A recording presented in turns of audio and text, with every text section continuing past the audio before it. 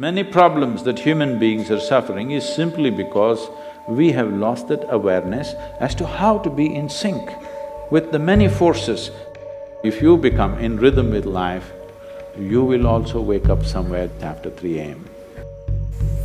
At that time, if you sit up and do whatever process you have been initiated for, it will bear maximum fruit.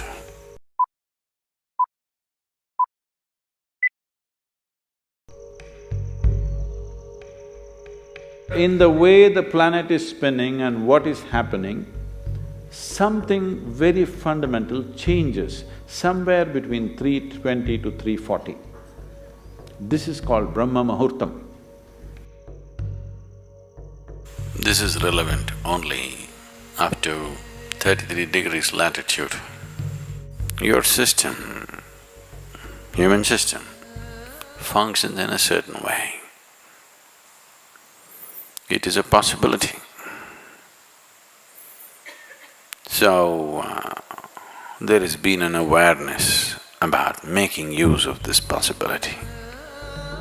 Your life is a product of many things that we call as the universe, many things that we call as existence.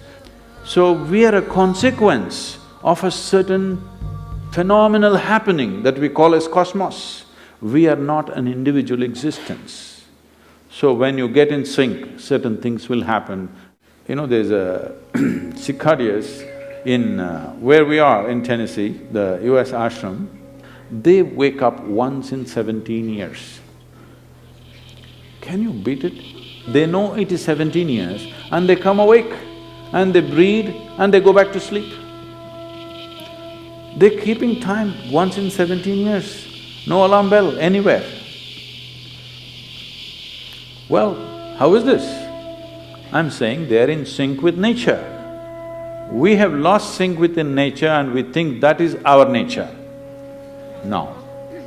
All the many ailments, many problems that human beings are suffering is simply because we have lost that awareness as to how to be in sync with the many forces which are making us who we are. So yoga is to bring that sync so that you are in rhythm with life. If you become in rhythm with life, you will also wake up somewhere just after 3 a.m. If you're conscious, suddenly a certain spark of aliveness will happen within you. Even if you're in deep sleep, you will come awake. This must happen to you. This means you're falling in sync with it. You're falling in sync with life. So what should I do? Should I meditate? Should I do a kriya? Doesn't matter what. You must do a process for which you have been initiated for. Because initiation means you were not just taught a practice, it was introduced into your system, it was implanted in your system. So whatever, if there is a life seed within you, if you're awake at Brahma Muhurtam and sit for whatever that practice is, it bears maximum fruit because of the way the planet is behaving in relation to your system. If you become aware in a certain way, a certain level of awareness is achieved within you, you will see, you will simply know when that time is. If you go to bed at the right time, you don't have to look at your watch.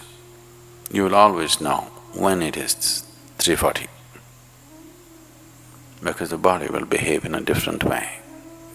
At that time, if you sit up and do whatever process you have been initiated for, not what you picked up from a book, it will bear maximum fruit. The seed will get the necessary support at that time for it to sprout or spurt up more rapidly than at other times. This is only for the initiated. If you are not initiated, you're a book yogi. Then 3:40, 6:40, 7:40, not so much of a difference. Sandhya kalas are more important for such people.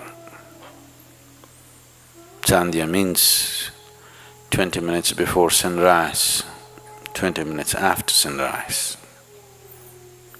or 20 minutes before sunset and 20 minutes after sunset. The same goes for noon and midnight, but they're of a different nature. So these two twilights are better for the uninitiated. 3:40 is good for those who've been powerfully initiated.